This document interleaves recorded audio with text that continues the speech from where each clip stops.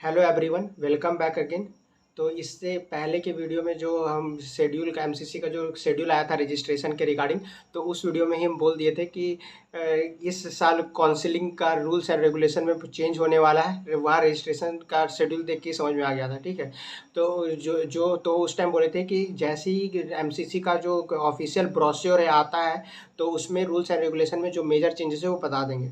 तो ये video particularly उसी पे है कि आपका जो भी डाउट हो फर्स्ट राउंड के रिगार्डिंग, सेकेंड राउंड, राउंड 3, जो मेरे हिसाब से इस साल का काउंसलिंग का जो सुपर स्टार है वो आपका राउंड 3 का जो काउंसलिंग होगा वो सुपर स्टार रहने वाला है, ठीक है। दूसरा स्ट्रे वैकेंसी राउंड का क्या रूल्स एंड रेगुलेशन है, तो पूरा चेंज है, ठीक है। तो अब यहाँ पे मेजर अगर रूल है तो दो मेजर चेंजेस है, ठीक है। सबसे पहला बात कि आपका अब राउंड 3 मतलब राउंड 2 से राउंड 3 में अपग्रेडेशन का ऑप्शन आपको मिल रहा है, जिसको और मॉपअप राउंड नहीं, अब उसको राउंड 3 ही बोल रहा है, ठीक है।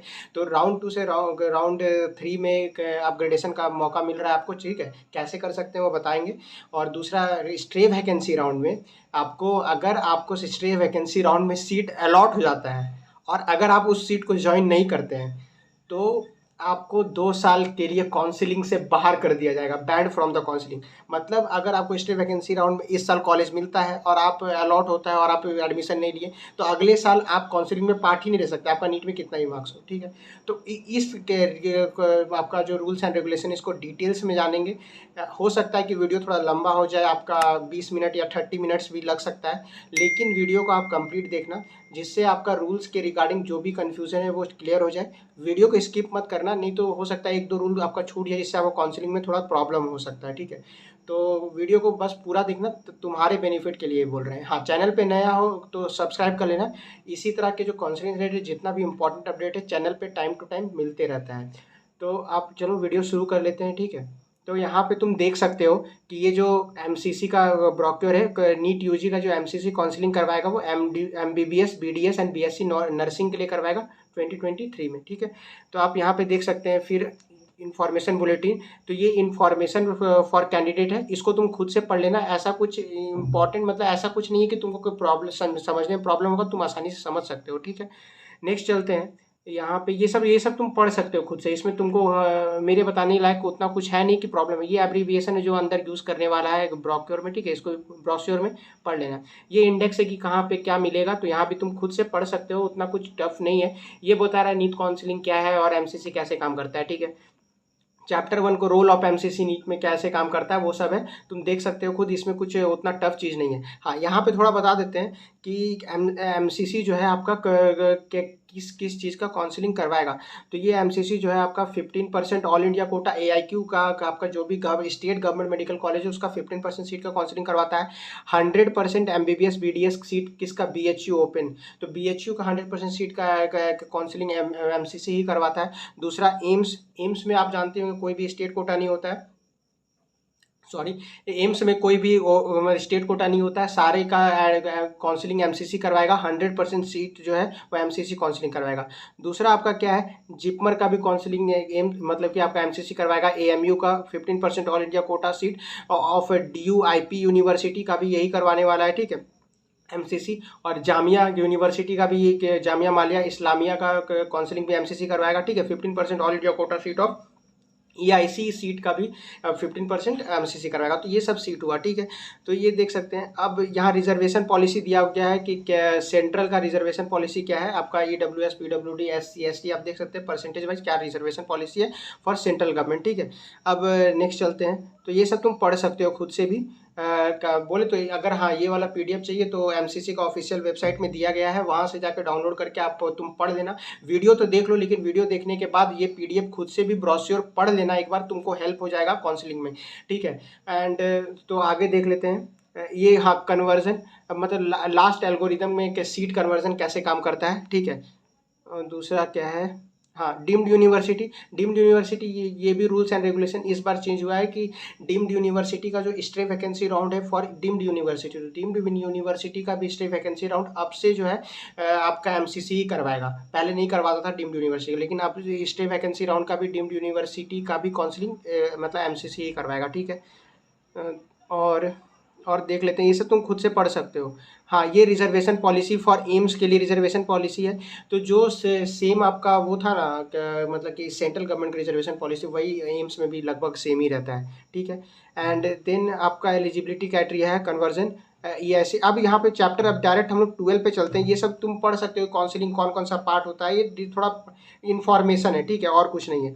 तो यहाँ पे हम लोग चलते हैं डायरेक्ट चैप्टर 2 में, चैप्टर 12 में, जहाँ पे आपका इंपॉर्टेंट काउंसलिंग और राउंड 1 राउंड 2 और mop up round rules and regulation कैसे चेंज करता है, तो वो आपको जो कन्फ्यूजन होता है उसके ऊपर, ठीक है। तो 1 मिनट, चलते हैं चैप्टर 8। चलिए, आ गया, ठीक है, ये आया। हाँ, तो आप थोड़ा ध्यान से सुनिएगा, क्योंकि अब आपका काम का चीज़ यहीं पे है, यही आपका काम का चीज़ है काउंसलिंग से रिलेटेड। तो सबसे पहले तो शुरू करते हैं। यहाँ पे आपका वीडियो यहीं पे हो रहा है असल काम।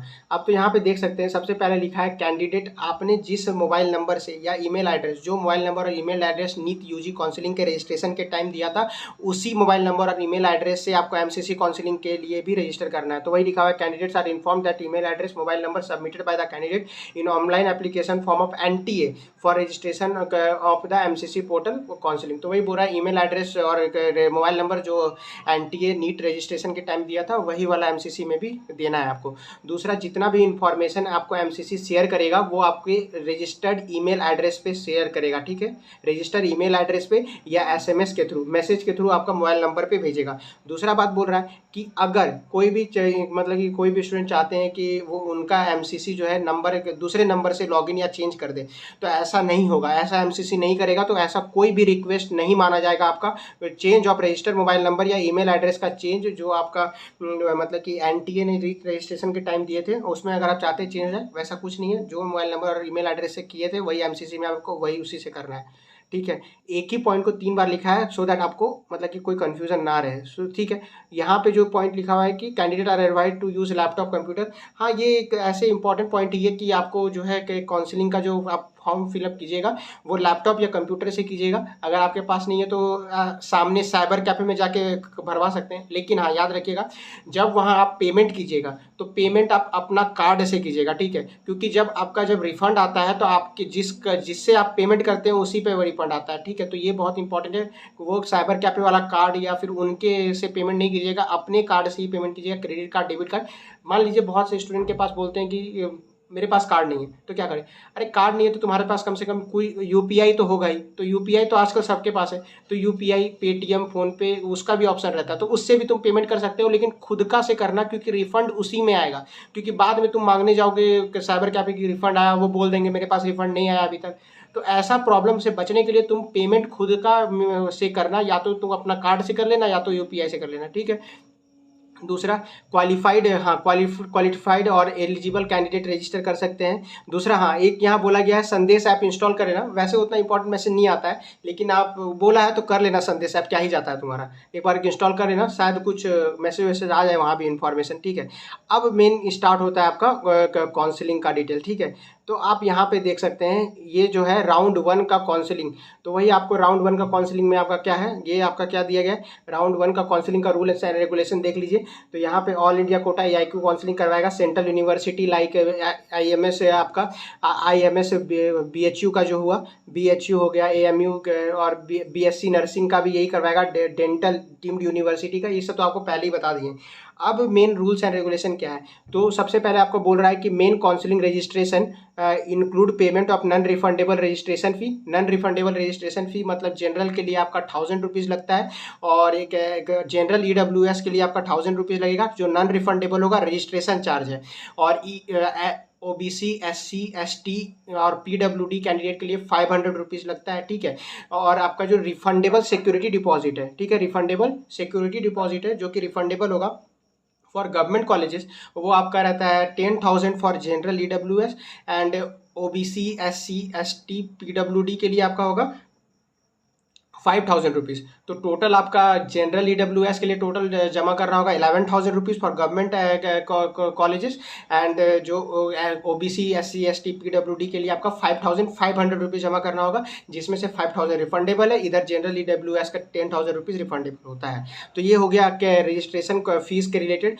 और दूसरा है आपका क्या है, आप जैसे ही रजिस्ट्रेशन करोगे, रजिस्ट्रेशन के बाद आपको पेमेंट का ऑप्शन आएगा। पेमेंट करने के बाद आपको चॉइस फिलिंग का ऑप्शन आएगा, ठीक है। तो वहाँ आपको चॉइस फिलिंग करना है और फिर उसके बाद चॉइस लॉकिंग का। लेकिन चॉइस लॉकिंग जो होगा आपका जो कौन से मतलब रजिस्ट्रेशन का लास्ट डेट होता है, उसी लास्ट डेट के दिन शायद 3 बजे, हाँ 3 बजे के बाद से आपका चॉइस लॉकिंग शुरू होगा। तो आप उस दिन जाके चॉइस लॉकिंग कर सकते हो और उसका प्रिंट आउट निकलवा लेना चॉइसेस का, या फिर तुम अगर चॉइस लॉक नहीं करोगे तो वो अपने आप चॉइस लॉक हो जाएगा, ठीक है। अब दूसरा क्या है, आपका चॉइस लॉकिंग करने के बाद आपका सीट अलॉटमेंट का प्रोसेस शुरू हो जाएगा, जिसमें 2 दिन शायद टाइम लगता है। जो MCC का तुम्हारा काम नहीं है ये। उसके बाद जो होता है MCC जो होता है रिजल्ट प्रोड्यूस कर देगा राउंड 1 का। हाँ, अब इसके बाद यहाँ जो पॉइंट नंबर ई तुम देख रहे हो, यहाँ पे चेंज है। पहले एक आपका रजिस्ट्रेशन के टाइम डॉक्यूमेंट नहीं मांगा है MCC, लेकिन यहाँ पे कुछ अपलोडिंग ऑफ एसेंशियल सर्टिफिकेट जो है आपका डिक्लेरेशन ऑफ रिजल्ट के बाद कुछ डॉक्यूमेंट्स जो है आपको अपलोड करने बोलेगा MCC, ठीक है। तो उस टाइम आपको ये भी एक चीज़ है, पहले MCC कोई भी डॉक्यूमेंट अपलोड करने नहीं बोलता था, लेकिन अब बोल रहा है। तो अपलोड करने का ऑप्शन देगा तो अपलोड कर देना, ठीक है, रिजल्ट के बाद।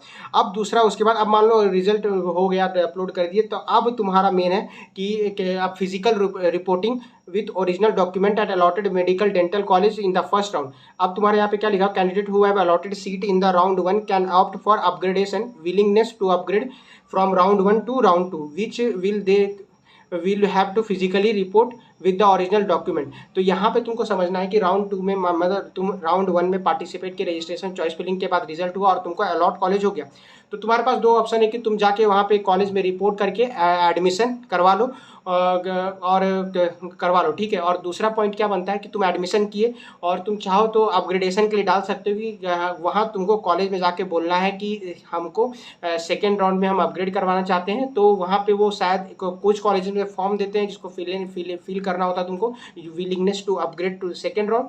और कुछ कॉलेज में सिर्फ आप जस्ट तुम्हारा नाम लिख लेते हैं कि तुम अपग्रेड करना चाहते हो सेकेंड राउंड में। तो ये तो पहले रूल जैसा ही है कि तुम अपग्रेड कर सकते हो, ठीक है। तो तुमको अलाउड है अपग्रेडेशन के। दूसरा चांस क्या है कि तुमको सीट अलाउड ही नहीं हुआ, फर्स्ट राउंड में तुमको सीट अलॉट नहीं हुआ तो क्या करोगे, सेकंड राउंड के लिए काउंसलिंग में जाओगे। दूसरा अलॉट हुआ तो अपग्रेडेशन में जाना है, ठीक है। तो यहीं पे दूसरा नोट में क्या लिखा हुआ है कि if registered candidate is not allotted a seat, जो बोल रहे हैं कि तुमको फर्स्ट राउंड में अलॉट नहीं हुआ सीट तो सेकंड राउंड में जाओ। हाँ, लेकिन बोल रहा है he can participate in round 2 directly without fresh registration. मतलब अगर तुमको फर्स्ट राउंड में सीट अलॉट नहीं हुआ तो तुम डायरेक्टली सेकंड राउंड में जा सकते हो, तुमको सेकंड राउंड में फ्रेश रजिस्ट्रेशन करने का जरूरत नहीं है, ठीक है, अगर तुमको अलॉट नहीं होता है कोई सीट तो। अब आते हैं राउंड 2 का रूल्स एंड रेगुलेशन देख के। राउंड 1 में जो था पहले वही है, अब राउंड 2 में थोड़ा सा आपको चेंज मिलेगा।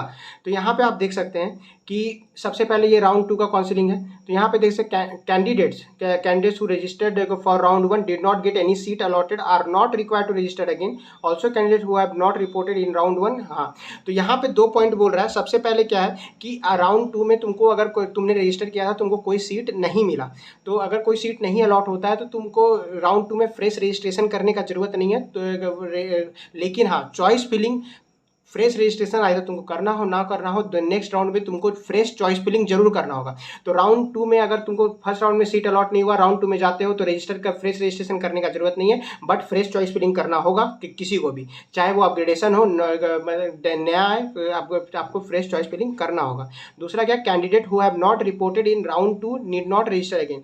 अब आपको क्या है, जो राउंड 1 में जिन स्टूडेंट ने राउंड 1 में कॉलेज मिला और उन्होंने जाके कॉलेज में रिपोर्ट नहीं किया, तो कॉलेज में रिपोर्ट नहीं किया तो इसको क्या बोलते हैं, फ्री एग्जिट बोलते हैं। तो उनको भी राउंड 2 में रजिस्टर करने का जरूरत नहीं है, वो direct fresh choice filling round 2 में कर सकते हैं। अब दूसरा पॉइंट क्या बोल रहा है, fresh new registration for round 2 for those candidate who have not registered in round 1। तो यहाँ सेकंड पॉइंट बोल रहा है कि राउंड 2 में फ्रेश रजिस्ट्रेशन किसको करना होगा, राउंड 2 में उस स्टूडेंट को फ्रेश रजिस्ट्रेशन करना होगा जिसने राउंड 1 में फ्रेश रजिस्ट्रेशन मतलब राउंड 1 में रजिस्ट्रेशन नहीं किया होगा, तो बस उसी को राउंड 2 में रजिस्ट्रेशन करना है। दूसरा क्या है, उसके बाद वही चॉइस फिलिंग करना है, फिर चॉइस लॉकिंग करना है as similar to round 1, and then आपको करना है सीट अलॉटमेंट, वही आपका प्रोसेस होगा। उसके बाद आपका रिजल्ट आएगा, रिजल्ट आने के बाद वही आपको अपलोड करने बोलेगा MCC कुछ डॉक्यूमेंट, वो अपलोड कर देना आपको। अब यहाँ पे क्या है कि आपको यहीं पे बोल रहा है physical reporting with original document allotted medical dental college against round 2 candidates who have allotted seat in round 2 can opt for willingness to upgrade from round 2 to 3 for which they have to physically report this. यही बोल रहे थे।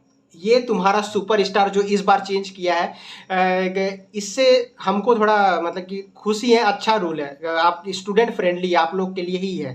तो तो इसको समझिए कि पहले क्या होता था, पहले राउंड 2 में आपको सीट मिला तो आपको अगर एडमिशन आप ले लेते हैं राउंड 2 में तो फिर आप अपग्रेड नहीं कर सकते हैं। लेकिन यहाँ पे आपको राउंड 2 से इस साल से आपको अपग्रेडेशन करने का ऑप्शन मिल रहा है। मतलब जैसे आप राउंड 1 से अपग्रेड होकर राउंड 2 में आते हो, वैसे ही आप राउंड 2 से मॉपअप राउंड में अपग्रेड करके जा सकते हो। ठीक है, तो ये मेन रूल है। तो यहाँ पे आपको क्या बोल रहा है कि अगर आपको राउंड 2 में सीट अलॉट हो जाता है तो आपको एक ऑप्शन दिया आता है कि राउंड 2 से राउंड 3 में आप अपग्रेड कर सकते हो। ठीक है, कैसे अपग्रेड करना है, तो यहाँ पे आपको अपग्रेड करने का ऑप्शन मिलेगा। तो राउंड 2 में आपको सीट मिला, आप जाके वहाँ पे कॉलेज में रिपोर्ट किए, वहाँ पे आपको फिर से वही जैसे बोलना है कि सर मतलब कि हमको चाहते हैं कि हम राउंड 3 में अपग्रेड करें। तो वहाँ पे वही आपको विलिंगनेस फॉर्म भरना होगा और अपग्रेडेशन के लिए आप चले जाओगे। दूसरा बात, if upgraded in round 2 and the candidate must take relieving from round 1 and joined the second round seat. तो ये पॉइंट भी इंपॉर्टेंट है, इससे जो है आपका बहुत स्टूडेंट का डाउट रहता है। तो यहाँ पे बोल रहा है कि आपने राउंड 1 में सीट लिया, राउंड 2 में अपग्रेडेशन के लिए आपने अप्लाई किया था और राउंड 2 में आपको अपग्रेड हो गया सीट। तो आप कुछ स्टूडेंट पूछते हैं कि डायरेक्ट राउंड 2 में जा सकते हैं एडमिशन कराने, तो ऐसा नहीं है। आपको सबसे पहले आपको राउंड 1 में जो कॉलेज मिला था वहाँ जाना होगा, वहाँ पे आपके जितना भी ओरिजिनल डॉक्यूमेंट है वो आपको वहाँ से कलेक्ट करना होगा, वहाँ से रिलीविंग लेटर भी लेना होगा। अब उसके बाद फिर आपको जो अलॉट हुआ था कॉलेज राउंड 2 में, ये डॉक्यूमेंट्स ओरिजिनल डॉक्यूमेंट लेके जाना होगा राउंड 2 में जो कॉलेज अलॉट हुआ था वहाँ एडमिशन के लिए। दूसरा पॉइंट क्या बोल रहा है कि candidates allotted seat in round 2 but who don't report और join allotted institute self forfeit their security deposit. तो आई वाला एक पॉइंट क्या कह रहा है ये आपका, तो ये बोल रहा है कि राउंड जिस स्टूडेंट को राउंड 2 में सीट अलॉट हुआ लेकिन वो जाके कॉलेज में रिपोर्ट नहीं करता है, तो वो रिपोर्ट नहीं करता है तो उसका क्या होगा, वो आगे काउंसलिंग में पार्ट कर सकता है, लेकिन उसका जो सिक्योरिटी डिपॉजिट था आपका जो 11,000 और 5,500 जो था वो आपका फॉरफिट हो जाएगा, मतलब कि जब्त हो जाएगा, वो आप रिफंड नहीं मिलेगा आपको। ठीक है, तो यहीं पे तो यही आपको बोल रहा है कि सेकेंड राउंड में सीट अलॉट होता है और आप अगर नहीं चाहते हैं कि रिपोर्ट ना करें तो नहीं कर सकते हैं, लेकिन अगर तो आपका वहाँ पे सिक्योरिटी डिपॉजिट रिफंडेबल नहीं होगा। ठीक है, दूसरा पॉइंट क्या बोल रहा है, candidates getting upgraded in round 2 में अपग्रेड हुआ shall not have any claim. हाँ, ये बहुत डाउट होता है, ये वाला इंपॉर्टेंट पॉइंट है कि अगर मतलब किसी स्टूडेंट में राउंड 1 में एडमिशन लेने के बाद राउंड 2 में अपग्रेडेशन के लिए ऑप्ट किया हो, राउंड 2 में उसको सीट मिल जाता है, अलॉट हो जाता है, तो पूछते हैं क्या भैया हम राउंड 1 वाला सीट रहेगा कि जाएगा। तो याद रखिएगा कि अगर आपका राउंड 2 में अपग्रेड हो गया तो राउंड 1 का जो सीट है वो ऑटोमेटिकली कैंसिल हो जाता है, वो आपको सीट नहीं मिलेगा। ठीक है, तो राउंड 1 वाला सीट आपका ऑटोमेटिकली कैंसिल हो जाता है अगर आपका राउंड 2 में अपग्रेड होता है सीट। तो अब नेक्स्ट पॉइंट आप देख सकते हैं यहाँ पे कि if candidate freshly registered in round 2 is not allotted a seat he she can participate in round 3 directly without fresh registration. तो ये पॉइंट इंपॉर्टेंट नोट करके लिखा हुआ है कि अगर आपको राउंड 2 में मतलब राउंड 2 में जिस भी स्टूडेंट ने फ्रेश रजिस्ट्रेशन किया था और राउंड 2 में उनको सीट अलॉट नहीं होता है तो वो डायरेक्टली मॉपअप राउंड के लिए एलिजिबल हो जाते हैं, वहाँ पे उनको फ्रेश रजिस्ट्रेशन करने का नहीं है, लेकिन फ्रेश चॉइस फिलिंग आपको हर राउंड में करना होता है, ये याद रखिएगा। अब नेक्स्ट पार्ट आपको क्या बोल रहा है कि ठीक है, अब नेक्स्ट आपको बोल रहा है कि यहाँ पे राउंड 3 का रूल्स एंड रेगुलेशन। तो वहाँ पे क्या था ऑप्शन कि अब वहीं पे आपका राउंड 2 से आप अपग्रेड कर सकते हैं राउंड 3 के काउंसलिंग में, ये मेजर है, स्टार तो बनता है आपका ये राउंड 3 का काउंसलिंग। कट ऑफ क्या जाएगा, ऊपर जाएगा नीचे जाएगा ये तो बाद की बात है। ठीक है, लेकिन जो मेजर है ना चेंज ये राउंड 3 का, ये आपको बहुत हेल्प करेगा इस बार काउंसलिंग में। ठीक है, तो candidate who register in round 1 और round 2 did not get any seat allotted need not register again. ठीक है, तो ये बोल रहा है कि जिस भी स्टूडेंट को राउंड 1 और राउंड 2 में रजिस्टर किया था और उनको सीट नहीं मिला तो उनको फ्रेश रजिस्ट्रेशन करने का जरूरत नहीं है राउंड 1 में, मतलब राउंड 3 में आपको फ्रेश रजिस्ट्रेशन करने का जरूरत नहीं है। अब यहाँ पे बोल रहा है कि तो राउंड मॉपअप राउंड या राउंड 3 में किन स्टूडेंट को फ्रेश रजिस्ट्रेशन करना है, तो वैसे स्टूडेंट जिन्होंने have not register in round 1 और राउंड 2, जो भी स्टूडेंट ने राउंड 1 और राउंड 2 में रजिस्ट्रेशन नहीं किया था उनको राउंड 3 में फ्रेश रजिस्ट्रेशन करना होगा। चॉइस फिलिंग फ्रेश तो सभी को करना होता है। ठीक है, एंड दूसरा क्या है, those student who have resigned and not reported in round 1 और round 2 need to fresh choice fill only, ठीक है, विथ पेमेंट ऑफ। तो याद ना, तो आपका बोल रहा है कि जो रिजाइंड और नॉट रिपोर्टेड इन जो भी स्टूडेंट ने रिजाइन कर दिया था और जो रिपोर्ट नहीं किया था राउंड 1 राउंड 2 में, उनको फ्रेश चॉइस फिलिंग करना होगा, ठीक है, with full payment of fees, ठीक है। तो यहाँ पे आप देख सकते हो, तो फ्रेश रजिस्ट्रेशन किनको करना होगा, राउंड 1 राउंड 2 में जिन्होंने पार्टिसिपेट नहीं किया था, और आपका fresh choice fill and full payment of fees करना होगा जिन्होंने रिजाइन कर दिया था सीट को, या फिर आप जिन्होंने रिपोर्ट नहीं किया था राउंड 1 राउंड 2 में, ठीक है, with full payment of fees. अब नेक्स्ट जो पॉइंट है आपका क्या बोल रहा है, फिर उसके बाद वही आपका रजिस्ट्रेशन चॉइस फिलिंग जो भी है, उसके बाद आपको चॉइस फिलिंग करना है, लॉकिंग चॉइस का मतलब कि ऑप्शन आएगा आपका, फिर सीट अलॉटमेंट का प्रोसेस होगा, आपका रिजल्ट आएगा राउंड 3 का कि किसको किसको सीट अलॉट हुआ किसको नहीं हुआ। अब उसके बाद फिर रिजल्ट के बाद आपको ऑप्शन मिलेगा uploading of essential certificate after, मतलब वही ऑप्शन फिर से एमसीसी देगा कि आपको कुछ डॉक्यूमेंट अपलोड करने बोलेगा, उसको कर देना है, ठीक है। अब दूसरा पॉइंट क्या बोल रहा है, physical reporting with original document at the allotted medical dental against round 3 allotted college. तो आपको राउंड 3 में जैसे अलॉट कॉलेज होगा तो आपको ओरिजिनल डॉक्यूमेंट लेके एडमिशन के लिए जाना है with original document, physical reporting होगा, ऑनलाइन रिपोर्टिंग नहीं है, कहीं भी आप देख सकते सारा फिजिकल रिपोर्टिंग था, ठीक है। नेक्स्ट बोल रहा है पॉइंट कि if upgraded the candidate must take relieving from round 2 and join round 3 seat, once joined he can not upgrade और रिजाइन। ये इंपॉर्टेंट पॉइंट है, तो इसको थोड़ा ध्यान से समझो कि कैंडिडेट तो राउंड 2 में था, राउंड 2 में स्टूडेंट ने ज्वाइन किया और वहाँ पे बोला कि हमको अपग्रेड करना है राउंड 3 में, ठीक है। तो आपको राउंड 3 में सीट मिल गया, राउंड 3 में अपग्रेड हो गया, तो आपको वही बस, तो आपको क्या करना है, पहले राउंड 2 में जो कॉलेज मिला था वहाँ जाना है आपको, वहाँ से आपको रिलीविंग लेटर लेना है, ओरिजिनल डॉक्यूमेंट कलेक्ट करना है, और उसके बाद वहाँ से आपको ओरिजिनल डॉक्यूमेंट लेके आपको जाना है राउंड 3 के कॉलेज में, जब वहाँ पे आपको रिपोर्ट करके एडमिशन लेना है। लेकिन आपके एडमिशन लेने के बाद आप राउंड 3 से अपग्रेड और रिजाइन नहीं कर सकते हो राउंड 3 से। तो जो लास्ट ईयर जो राउंड 2 का रूल्स था वो राउंड 3 का रूल्स एंड रेगुलेशन बन गया है, समझे। तो यहाँ पे अगर आप राउंड 3 में एडमिशन ले लेते हो तो फिर आप अपग्रेड या फिर रिजाइन नहीं कर पाओगे। यहाँ पे नेक्स्ट पॉइंट तुम्हारा इंपॉर्टेंट है, ये समझो कि if allotted a seat the candidate can not upgrade और रिजाइन, वही पॉइंट को लिखा है, if any candidate does not join round 3 seat he may exit for feature of the fees elimination, can not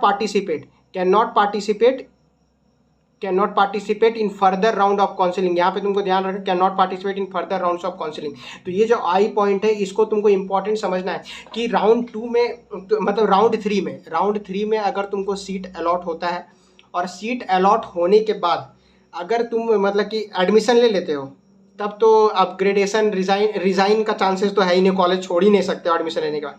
दूसरा बात कि अगर तुम राउंड 3 में सीट अलॉट होता है और तुम उसमें एडमिशन लेने जाते ही नहीं हो, रिपोर्ट ही नहीं करते हो, तब क्या होगा, तब तो जो तुम्हारा सिक्योरिटी अमाउंट है वो फोरफिट हो जाएगा, जब्त हो जाएगा, और साथ ही साथ तुमको काउंसलिंग से एलिमिनेट कर दिया जाएगा। मतलब तुम फर्दर किसी भी काउंसलिंग में, मतलब कि फर्दर काउंसलिंग राउंड्स में पार्टिसिपेट नहीं कर सकते हो। तो राउंड 3 में अगर सीट मिलता है तो तुमको फर्दर राउंड्स के लिए तुम एलिजिबल नहीं हो। तो या तुम्हारे पास दो ऑप्शन है, या तो एडमिशन ले लो या तो एडमिशन छोड़ोगे। तो अगर एडमिशन तुम छोड़ोगे तो फर्दर काउंसलिंग में पार्टिसिपेट नहीं कर सकते हो, ठीक है। तो यहाँ पे ये रूल को अच्छा से समझ लो, अगर नहीं है तो एक बार वीडियो को फिर से बैक कर लो और फिर से देख लेना, ये पॉइंट को समझ लो। अब नेक्स्ट है कि नोट करके जो इंपॉर्टेंट पॉइंट बताया गया कि if candidate freshly registered in round 3 not allotted a seat he shall be eligible for stay vacancy round. तो ये बोल रहा है कि जिस भी स्टूडेंट ने फ्रेश रजिस्ट्रेशन किया था मतलब राउंड 3 में, वो अगर सीट नहीं मिला उनको राउंड 3 में तो वो एलिजिबल हो जाएंगे फर्दर मतलब कि स्टे वैकेंसी राउंड के लिए। तो ऑब्वियस है अगर तुमको राउंड 3 में सीट नहीं मिला था तो तुम आगे जा ही सकते हो, ठीक है। दूसरा, candidate getting upgraded in round 3 shall not have any claim to the round 2 seat. वही जस्ट कि अगर राउंड 1 में तुम सीट लेते हो और राउंड 2 में अगर अपग्रेड होता है तो तुमको राउंड 1 का सीट कैंसिल हो जाएगा। वही बोल रहा है कि अगर राउंड 2 में तुम एडमिशन लिए और अपग्रेडेशन चुने राउंड 3 के लिए, राउंड 3 में तुम्हारा अपग्रेड हो जाता है, सीट नया कॉलेज मिल जाता है, तो राउंड 2 वाला सीट ऑटोमेटिकली कैंसिल हो जाएगा और राउंड 2 में तुमको एडमिशन करवाना होगा, ठीक है। तो राउंड 3 वाला आपको है, तो राउंड 3 तक तुम कोई ना कोई कॉलेज ले लेना, ठीक है। तो अब स्ट्रे वैकेंसी राउंड जिसमें सबको डाउट है ठीक है। तो स्ट्रे वैकेंसी राउंड का ही इंपॉर्टेंट है, ठीक है। मॉपअप राउंड अगर समझ में नहीं आया हो तो एक बार वीडियो को बैक करके फिर से देख लेना, ठीक है। और फिर भी नहीं तो फिर तुम कमेंट में पूछ लेना, अगर तुम्हारा डाउट रिलेवेंट लगा हमको तो अलग से वीडियो बना देंगे उसके ऊपर, और नहीं तो हम कमेंट में ही रिप्लाई कर देंगे। और अगर पूछना है तो टेलीग्राम इंस्टाग्राम का लिंक है, वहाँ पे आके भी पूछ सकते हो, या फिर यूट्यूब के कमेंट सेक्शन में ही पूछ सकते हो। तो अब फाइनल स्ट्रे वैकेंसी राउंड, तो स्ट्रे वैकेंसी राउंड में तुम कोई भी राउंड मतलब कि तुमको फ्रेश रजिस्ट्रेशन करना होगा, ठीक है। तो स्ट्रे वैकेंसी राउंड में fresh registration shall be done for stray vacancy round, तो स्ट्रे वैकेंसी राउंड में तुमको फ्रेश रजिस्ट्रेशन करना होगा। अब दूसरा बात क्या बोल रहा है कि data will be shared with centre and state after round 3, तो जो भी अलॉटेड कैंडिडेट का लिस्ट है वो जो एमसीसी शेयर करेगा with centre and state government के साथ, ठीक है। और अगर if any candidate has his name in the list of allotted candidate, कोई भी कैंडिडेट का अगर नाम अलॉटेड कैंडिडेट का लिस्ट में हुआ, किस लिस्ट में, अलॉटेड कैंडिडेट का लिस्ट में, तो या फिर सेंटर का भी हो या स्टेट का, कोई फर्क नहीं पड़ता, अलॉटेड कैंडिडेट का लिस्ट में हुआ तो उस कैंडिडेट को स्ट्रे वैकेंसी राउंड से निकाल दिया जाएगा। मतलब कि राउंड 3 के बाद एमसीसी अपना डेटा शेयर करेगा सेंटर के साथ, स्टेट के साथ, और अगर उसको मिला कि तुम्हारा नाम अलॉटेड कैंडिडेट के लिस्ट में, मतलब तुमको कोई कॉलेज अलॉट हुआ है, तो तुमको फिर मतलब कि स्ट्रे वैकेंसी राउंड्स में पार्टिसिपेट करने नहीं दिया जाएगा। अगर तुमने रजिस्ट्रेशन कर दिया तुमको वहाँ से निकाल दिया जाएगा, ठीक है। अब दूसरा बात कि AIQ stray vacancy round for vacancy, मतलब वही स्ट्रे वैकेंसी राउंड जो भी राउंड 3 में सीट बच गए हो, और डीम्ड यूनिवर्सिटी के सीट्स का, पहले stray vacancy round for deemed university का स्ट्रे वैकेंसी राउंड एमसीसी नहीं करवाता था, लेकिन अब से इस साल से एमसीसी करवाएगा। क्यों? क्योंकि एक सीएमसी लुधियाना में कोई केस हो गया था, ठीक है, तो उसके रिलेटेड कुछ मतलब कि फॉल प्रैक्टिस मिला था, तो उसके एवज में कोर्ट ऑर्डर दिए हैं, ठीक है, देख सकते हैं यहाँ पे कोर्ट ऑर्डर का ये है। तो यहाँ पे तो अब से एमसीसी काउंसलिंग करवाएगा डीम्ड यूनिवर्सिटी का स्ट्रे वैकेंसी राउंड भी, ठीक है। और यहाँ पे जो इम्पोर्टेंट है ये स्टार मार्क वाला आपका है कि यही तो सब कंफ्यूजन में थे स्टूडेंट, ठीक है। If a candidate is allotted a seat in stray round he has to join the allotted seat else he shall be debarred, ठीक है, he shall be debarred from the NEET counseling of MCC for subsequent 2 years along with forfeiture of fees। तो यहाँ पे अगर बोल रहा है कि अगर तुमको स्ट्रे वैकेंसी में तुम पार्ट लेते हो और तुमको सीट अलॉट होता है तो ये सीरियस केस है, समझा। तो इसको ध्यान से समझो कि अगर स्ट्रे वैकेंसी में तुमने पार्ट लिया और तुमको सीट अलॉट हो जाता है, मिल गया सीट, और मिलने के बाद अगर तुम एडमिशन नहीं लेते हो सीट में जाके, सीट खराब कर रहे हो तुम, समझो, तो यहाँ पे स्ट्रिक्ट रूल बना दिया गया है कि नेक्स्ट 2 साल अगले 2 साल तक तुम काउंसलिंग में पार्ट नहीं ले सकते हो, तुम्हारा कितना भी नीट में मार्क्स आया हो, अगले 2 साल तक तुम नीट काउंसलिंग में पार्ट ही नहीं ले सकते हो। तो अगर स्ट्रे वैकेंसी में जा रहे हो तो तुमको मतलब कि कान में बात डाल दो कि सीट अलॉट होगा तो तुमको एडमिशन लेना पड़ेगा, नहीं तो 2 साल के लिए तुम काउंसलिंग से बाहर। तो ये वाला पॉइंट इंपॉर्टेंट है, ठीक है। और साथ में इसके बाद कुछ FAQ है, कुछ पूछ रहे थे कि कौन से स्टूडेंट एलिजिबल नहीं होंगे फिर स्ट्रे वैकेंसी राउंड में। तो यहाँ पे जो है कुछ FAQs दिए गए हैं जिससे आपका, तो जितना भी FAQs है उसका लगभग हम कवर कर दिए हैं इस वीडियो में। और भी अगर तुम चाहते हो कि FAQs का, ये वीडियो शायद लंबा हो गया होगा, तो अगर FAQs का वीडियो चाहते हो तो अलग से हम बना देंगे, उसके लिए टेंशन मत लो। बट स्ट्रे वैकेंसी राउंड का जो स्टूडेंट पूछ रहे थे कि कौन से स्टूडेंट एलिजिबल नहीं होंगे स्ट्रे वैकेंसी राउंड में, तो उसका आपका क्वेश्चन नंबर 29 और 30 पे दिया गया है, तो वो आपको खाली इस वीडियो में ही बता दे रहे हैं, ये वेट करना 1 मिनट। हाँ, ये देख सकते हो, ठीक है। कि सबसे पहला पॉइंट वही बोल रहा है कि who are not eligible for stray vacancy round, stray vacancy round में कौन से स्टूडेंट एलिजिबल नहीं होंगे। तो याद आता है तुम्हारा, following candidate are not eligible for stray vacancy round, ठीक है। तो कौन से candidate who joined allotted seat in round 3, जो भी स्टूडेंट ने राउंड 3 में सीट अलॉट हुआ था और उसने ज्वाइन कर लिया था, तो वो स्ट्रे वैकेंसी राउंड में नहीं आ सकते हैं।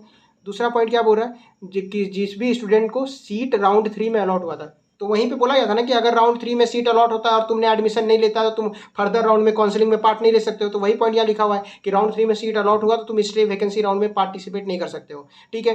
दूसरा पॉइंट क्या बोल रहा है, candidate who have not registered in previous 3 round, ये भी पॉइंट इंपॉर्टेंट है। तुमको भले ही स्ट्रे वैकेंसी राउंड में फ्रेश रजिस्ट्रेशन का ऑप्शन दे रहा है, फ्रेश रजिस्ट्रेशन करने बोल रहा है, इसका मतलब ये नहीं कि तुम डायरेक्ट फ्रेश रजिस्ट्रेशन करवा के यहीं स्ट्रे वैकेंसी में रहो। डायरेक्ट फ्रेश रजिस्ट्रेशन तुम मतलब कि आगे का तीनों round, round 1, round 2, mop up round में तुमने पार्टिसिपेट नहीं किया और डायरेक्ट स्ट्रे वैकेंसी राउंड में आओगे तो वो अलाउड नहीं है। तुमने एटलीस्ट किसी भी first round, second round, mop up round, इन तीनों राउंड में से किसी एक राउंड में रजिस्ट्रेशन किया हो, तुमको कॉलेज नहीं मिला हो वो अलग बात है, लेकिन तुमको ये पहले के 3 राउंड किसी राउंड में तुमको रजिस्ट्रेशन करना होगा, तब यहाँ पे तुम इसके लिए एलिजिबल होगे। तो यहाँ पे साफ साफ लिखा हुआ है कि कौन से स्टूडेंट एलिजिबल नहीं होंगे, who are not eligible, candidate who have not registered in any of the previous 3 round। जो भी कैंडिडेट्स ने प्रीवियस 3 राउंड्स में रजिस्टर नहीं किया है वो स्टे वैकेंसी राउंड के लिए एलिजिबल नहीं होंगे। तो अगर तुम चाह भी रहे हो कि स्टे वैकेंसी राउंड में तुमको कॉलेज लेना है तो ऊपर किसी एक राउंड में रजिस्टर कर लेना ताकि तुम स्टे वैकेंसी राउंड में आ सको, ठीक है। दूसरा बात, candidate joint holding a seat in state quota. हाँ, ये भी है कि अगर तुमने मान लो ऑल इंडिया कोटा से सीट नहीं तुमने, लेकिन स्टेट कोटा से कोई सीट ले रखा हो अपने पास, तो भी तुम स्टे वैकेंसी के लिए नहीं एलिजिबल होगे। तो बेसिकली देखो, स्टे वैकेंसी राउंड उन स्टूडेंट के लिए होता है जिनको सीट नहीं मिला है या फिर जो वेट कर रहे हैं सीट का, तो उनके लिए होता है। तुमने पहले स्टेट कोटा से सीट ले रखा है तो तुमको क्या जरूरत है स्टे वैकेंसी राउंड में आने का, ठीक है। तो यहाँ पे वही बोला है कि अगर तुमने ज्वाइन किया है या होल्ड करके रखा है स्टेट कोटा का सीट से, तो भी तुम स्टे वैकेंसी राउंड के लिए अलाउड नहीं होगे, ठीक है। अब दूसरा, will there be any fresh choice filling in stray vacancy round? हाँ, कर सकते हो। मतलब कि स्टे वैकेंसी राउंड में तुम फ्रेश चॉइस फिलिंग कर सकते हो। तो इसके साथ ये वीडियो को हम यहाँ पे ख़त्म कर देते हैं, ठीक है।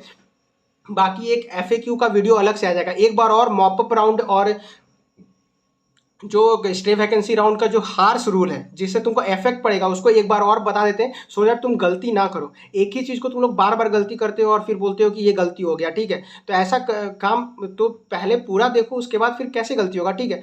तो पहली बात दो, यहाँ पे जो राउंड 3 में जो तुमको बोले कि राउंड 3 में अगर तुमको सीट अलॉट हो जाता है और तुम उस सीट में एडमिशन नहीं लेते हो तो तुम्हारा सिक्योरिटी डिपॉजिट जो है वो जब्त हो जाएगा, फॉरफिट हो जाएगा, वापस नहीं होगा।